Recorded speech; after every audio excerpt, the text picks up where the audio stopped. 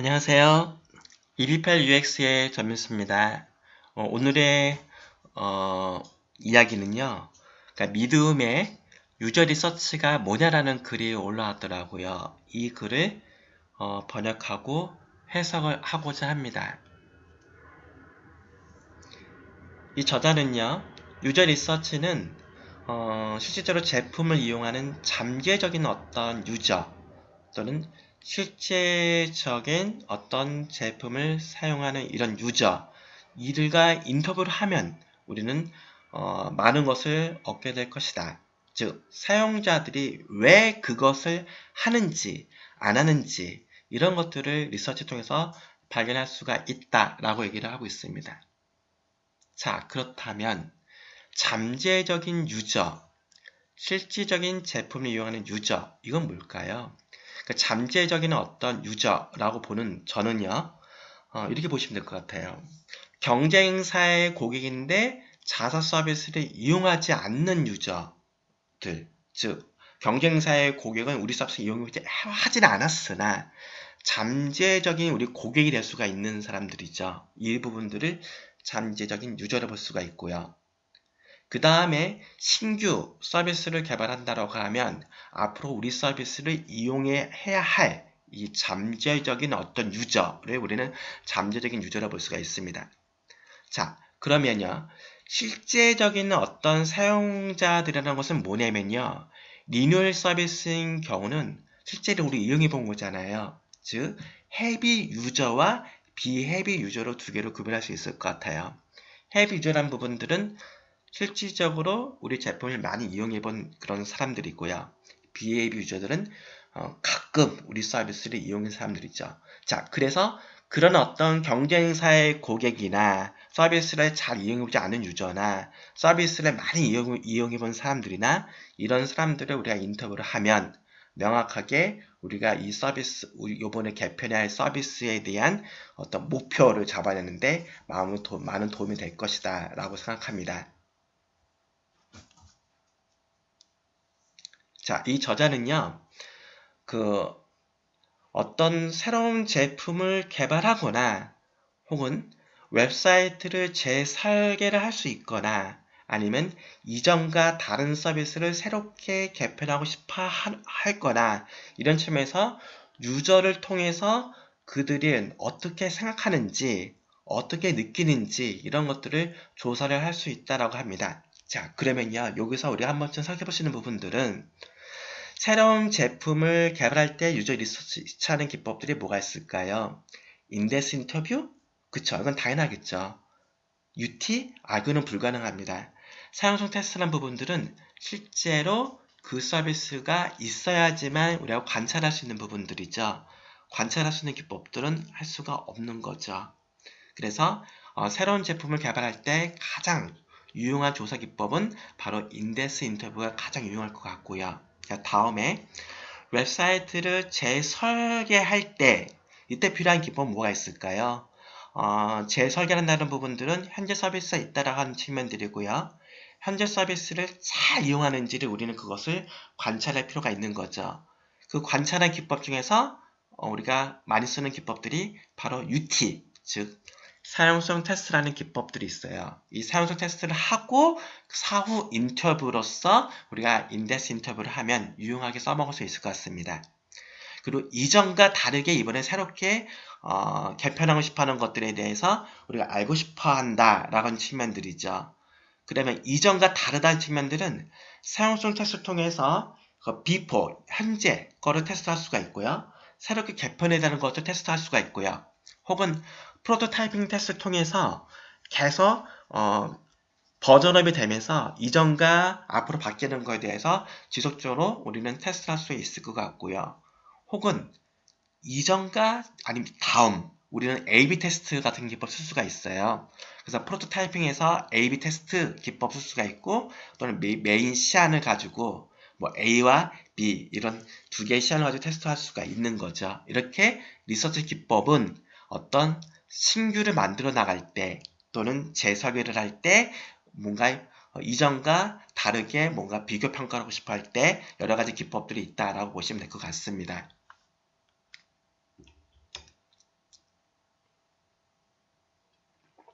UX는 그러니까 UX 즉 리서치를 하지 않고서는 우리는 UX를 할 수가 없다 이렇게 저자는 얘기를 하고 있습니다. 즉 사용자의 리서치를 우리가 하는 것은 방정식의 한 부분에 불과하다라고 얘기를 합니다. 즉 사용자의 리서치를 통해서 피드백이 나오는데 이 피드백 부분들을 모든 사용자의 의견들을 다 반영할 필요가 있겠냐라고 하는 거죠. 즉 어떤 즉 사용자의 의견은 하나의 참고의 역할만 돼야 된다. 즉 사용자의 의견 부분들은 그 중에서 우리가 검토를 통해서 가장 우리가 반영할 수 있는 부분들을 우리가 서비스에 우리가 결정할 수 있는 부분들이죠. 즉 사용자의 의견들이 바로 우리가 100% 우리가 서비스에 반영한다 이런 부분들은 절대 아니다라고 하는 부분들이고요. 즉 UX는 꼭 리서치를 통해서 진행이 되지만 사용자의 의견이 우리가 반영되는 부분들은 100% 반영되는 결코 아니다라고 하는 거죠. 즉 고민하는 것을 우리가 더 고민할 필요가 있다라고 보시면 될 것 같습니다.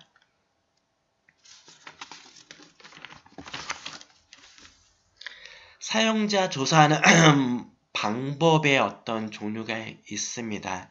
그래서 저자는요, 5가지 방법을 앞으로 얘기를 할 건데요. 그 용어에 대해서 먼저 알아보자라고 하는 거죠. 먼저 첫 번째 용어 부분들은 퍼실리데이터라고 하는 부분들이죠. 그러니까 퍼실리데이터 부분들은 어떤 리서치를 계획하고 실행하고 그 다음에 사용자들의 의견을 수집하고 이런 것들을 프로젝트 팀에 보고하는 사용자의 조사의 어떤 전문가라 얘기를 할 수가 있어요. 여기에서 모더레이터와 퍼실리데이터의 차이점이 있는데요. 모더레이터는 실제로 리서치를 진행하는 사람을 말하는 거고요. 퍼실리데이터는 그 진행도 할 수도 있고요. 진행에 대한 모든 플랜과 그리고 조사, 분석 이런 것들을 하는 어떤 디렉터 그 역할을 가지고 있다라고 보시면 될 것 같습니다. 자, 또 용어 중에서요. 참여자라는 용어가 있어요. 그러니까 즉 사용자의 어떤 리서치에 참여하는 사람들인데요. 그러니까 우리가 아까 말했던 잠재적인 사용자 또는 실질적으로 이용하는 사용자라는 부분들입니다. 이 사용자들을 우리가 선정할 때 조심할 부분들은 자사 서비스에 대한 어떤 지식을 갖고 있냐라고 하는 거죠. 예를 들면 생명보험 사이트를 우리가 개편을 하려고 하는데 보험을 한 번도 가입하지 않은 사람들 대상으로 리서치를 해봐야 전혀 무의미한 데이터가 올 수가 있는 거죠. 즉 해당된 제품에 대한 어떤 숙련도 이런 지식을 갖고 있냐가 되게 중요할 것 같습니다. 자, 다음에 리크루팅을 해야겠죠. 리크루팅 하는데 우리는 우리의 타겟팅에 맞는 적절한 사용자들을 선정할 필요가 있어요. 그래서 우리가 인구 통계학, 연령, 성별, 직업에 적절한 사용자들을 우리가 선정해서 이 타겟팅에 맞는 사람들이 실제로 어떤 니즈가 있는지를 우리는 찾아야겠죠. 다음은 이런 리서치에 참여한 사람들한테 우리는 적절한 보상을 할 필요가 있습니다. 보통 보상을 할 때는 보통 2시간에 5만원 정도를 보상을 하고요. 한 장에서 당일 지급을 합니다. 그 다음에 사용자 테스트 랩, 어떤 실험실 환경에 필요한 부분들 있죠. 이런 실험실 랩을 가지고 있는 부분들은 일차적으로 테스트하는 방 그리고 관찰하는 방 이런 걸로 이렇게 2개로 이렇게 구별이 되어 있습니다. 보통 미러룸을 얘기하는데요. 보통은 미러룸 같은 경우는 UT에서는 최근에 많이 활용하지 않습니다. 그러나 F자일 할 때는 미러룸이 필요하죠. 6명, 8명 있다라고 하면 어떤 사람이 무슨 말을 하는지는 우리가 사운드로는 파악할 수가 없어요. 미러룸이 있는 상태에서 저 사람이 저런 얘기를 하고 있다라는 측면들을 알아야지만 전반적으로 2시간 정도 진행하는 F자에서 우리가 사용자들은 어떤 이야기를 하는지를 이해를 할 수가 있거든요. 자, 그러면 이제 조사 기법 아까 5가지가 있다라고 했었는데요. 먼저 인덱스 인터뷰부터 한번 알아보도록 하죠.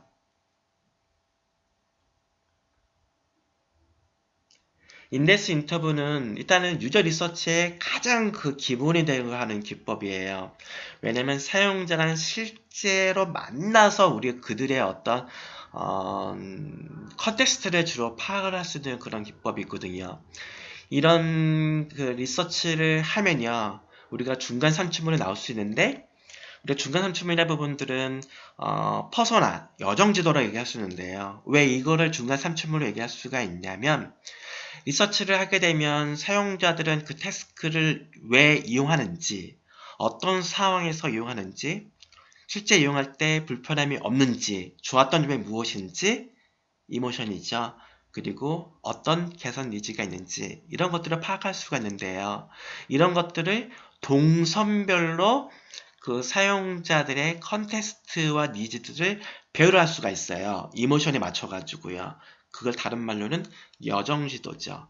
이 여정지도를 우리가 구성하는데 이 여정지도를 동선을 돌아다니는 이런 유저를 우리는 캐릭터로 정의할 수가 있는데 얘를 퍼소나라고 얘기를 하는 거죠. 즉 유저 리서치를 하게 되면 바로 우리가 중간 산출을 만들 수 있다는 측면들은 바로 여정지도와 그 다음에 퍼소나를 우리가 만들어 나갈 수가 있다라고 보시면 돼요. 그리고 이런 사용자 인터뷰는요, 우리가 어떤 그 랩실에서 할 수도 있고요. 또는 원격으로도 우리가 리서치를 진행할 수가 있고, 또는 특정 장소에 가서도 리서치를 진행할 수가 있다라고 하는 겁니다. 즉, 사용자 인터뷰는 어떤 특정 장소는 한정하지 않는다라고 보시면 될 것 같아요. 그 인터뷰를 진행할 때는요, 단 어떤 몇 분 만에, 또는 몇 시간 만에, 또는 몇 주, 이런, 그, 어떤, 이런 시간이 필요한 부분들이 있는데요. 이렇게 다양하다라고 하는 거죠. 즉, 어떤 몇 주간에 계획된다라고 하는 그런 어떤 리서치 인터뷰는요, 보통 우리는 4주 정도로 얘기를 하고 있습니다. 그러니까 첫째 주 같은 경우는 리서치를 계획하는 거죠. 두 번째 주는 리서치를 하기 위해서 프로파일도 정해 내리고 시나리오를 만들고 섭외도 하고 그 다음에 세 번째 주 같은 경우는 실제로 리서치가 진행되고 마지막 주는 리서치에 대한 인사이트를 뽑아내는 분석하는 기간이죠. 이렇게 몇 주간의 어떤 계획된 어떤 리서치 시간이 필요한 반면 게릴라식으로서 단 몇 시간 만에 리서치도 끝날 수 있다고 하는 거죠. 게릴라 인터뷰를 다른 말로는 스타버스 인터뷰라고 얘기를 합니다. 즉 우리가 커피숍 같은 데 가가지고요. 양해를 구하고 한 30분 정도 즉석에서 인터뷰를 통해서 인사이트를 발견할 수가 있다라고 하는 겁니다. 이런 부분들은 UX 프로젝트에 따라 어떤 상황에 따라 유연하게 우리는 적용이 가능하다라고 하는 부분들입니다.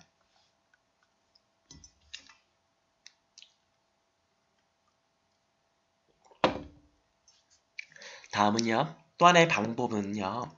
두 번째 방법 같죠? 아까는 인덱스 인터뷰고요. 얘는 사용성 테스트라고 하는 기법입니다. 이 사용성 테스트라는 그 기법은 우리가 어떤 컨셉 또는 현재 제품을 잘 사용할 수 있는지 이런 것들을 우리가 검증하는 이런 기법이죠. 이런 사용성 테스트를 했을 때 실질적으로 뭐가 문제가 있고 그 다음에 잘 사용할 수 있다 이런 것들에 대한 것들을 발견해서 서비스 개선하는데 많은 어떤 도움을 가져올 수가 있습니다.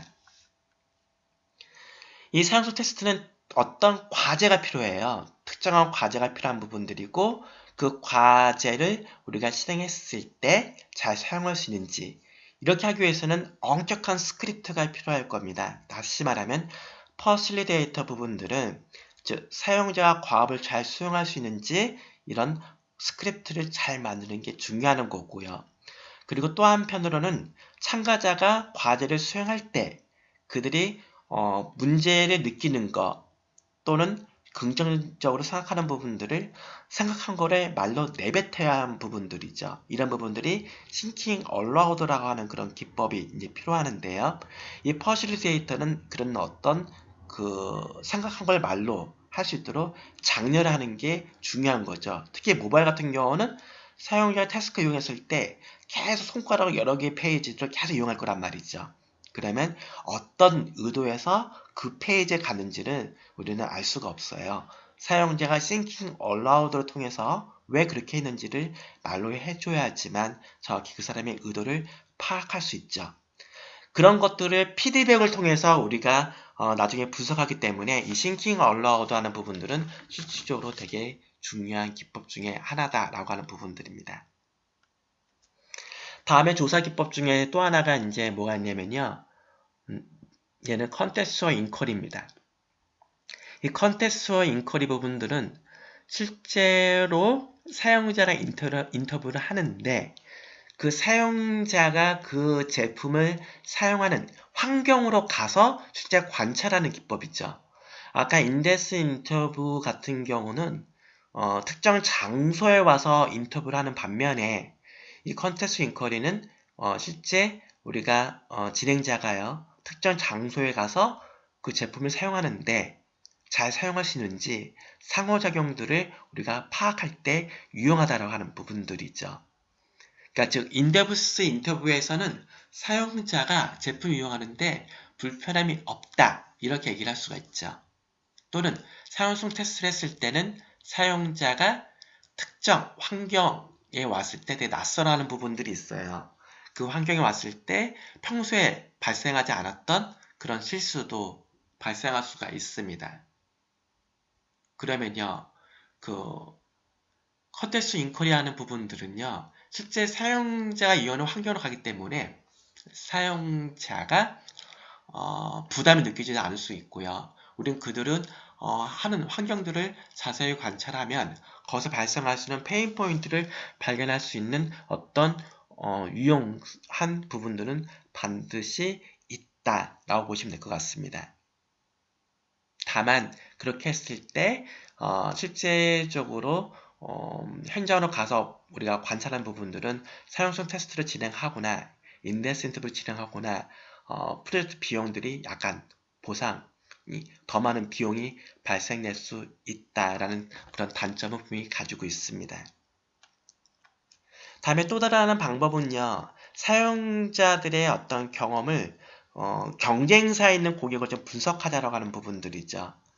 즉, 사용자 경쟁사의 제품을 어떻게 잘 사용하고 있는지 우리가 이제 볼 수가 있는데요. 즉, 경쟁사에서 어떤 좋은 어떤 장점을 파악할 수가 있고, 혹은 그 경쟁사에서 사용자가 불편함을 느끼고 있는 것도 파악하면 오히려 시행착오를 우리가 발견하면서 우리 서비스에 응용할 수 있는 어떤 점을 우리가 찾아낼 수 있다고 하는 거죠. 그래서 경쟁사에 있는 고객들을 대상으로 경쟁사에 있는 서비스를 분석하는 방법도 되게 유용하다라고 하는 부분들이죠.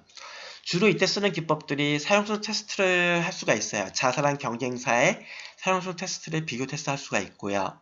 혹은 A-B 테스트를 할 수가 있어요. 자사 A, 경쟁사 B, 컨텐츠도 파악할 수가 있고요. 비교 테스트 할 수가 있고 UI, 디자인 다 이렇게 비교 테스트도 가능합니다.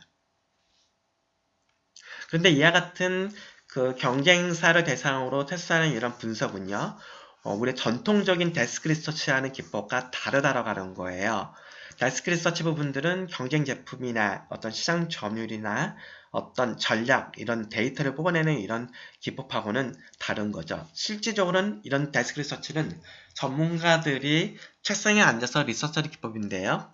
아까 말했던 사용자 있는 대상으로 경쟁사를 분석하는 이런 기법들은 실질적으로 사용자를 만나서 우리가 전문가들이 데스크 리서치 하는 부분들을 사용자들이 대신해줘서 그들이 어떤 점이 좋다, 나쁘다라는 것들을 말해주기 때문에 더 유용하게 분석을 할 수가 있다라고 보시면 될 것 같습니다.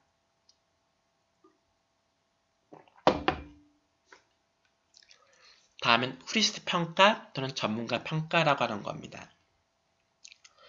어떤 UX, UI 원칙에 의해 가지고요. 실제로 그 서비스가